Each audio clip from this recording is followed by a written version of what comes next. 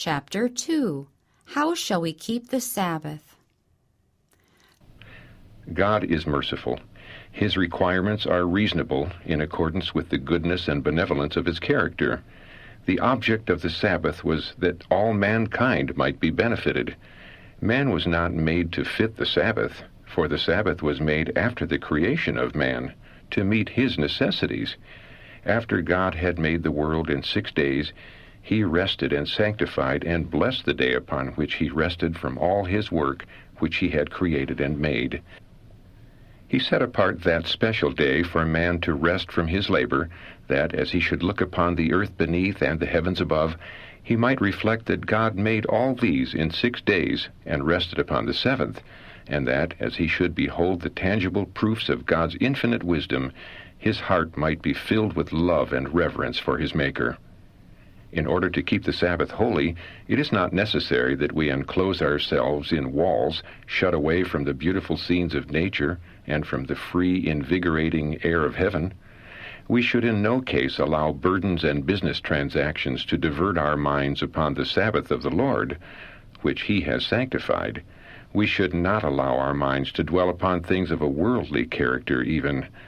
But the mind cannot be refreshed, enlivened, and elevated by being confined nearly all the Sabbath hours within walls, listening to long sermons and tedious formal prayers. The Sabbath of the Lord is put to a wrong use if thus celebrated. The object for which it was instituted is not attained.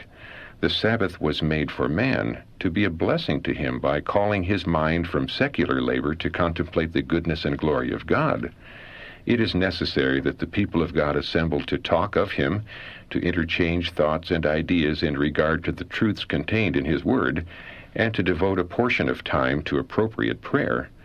But these seasons, even upon the Sabbath, should not be made tedious by their length and lack of interest. During a portion of the day, all should have an opportunity to be out of doors. How can children receive a more correct knowledge of God and their minds be better impressed than in spending a portion of their time out of doors, not in play, but in company with their parents?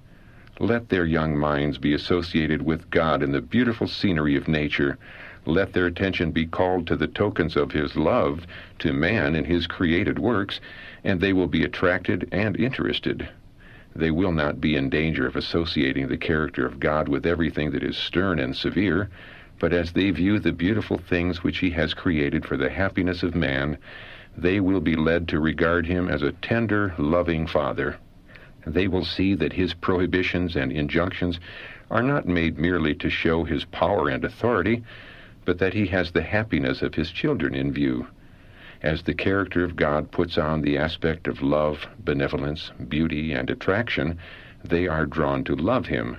You can direct their minds to the lovely birds making the air musical with their happy songs, to the spires of grass and the gloriously tinted flowers in their perfection perfuming the air.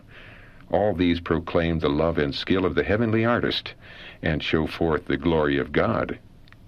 Parents, why not make use of the precious lessons which God has given us in the book of nature to give our children a correct idea of his character?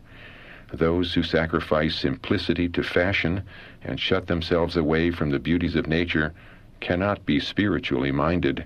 They cannot understand the skill and power of God as revealed in his created works. Therefore their hearts do not quicken and throb with new love and interest, and they are not filled with awe and reverence as they see God in nature. All who love God should do what they can to make the Sabbath a delight, holy and honorable. They cannot do this by seeking their own pleasure in sinful, forbidden amusements. They can do much to exalt the Sabbath in their families and make it the most interesting day of the week. We should devote time to interesting our children. A change will have a happy influence upon them.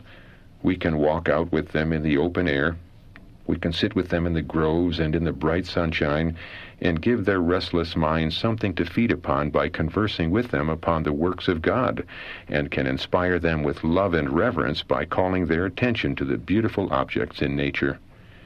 The Sabbath should be made so interesting to our families that its weekly return will be hailed with joy.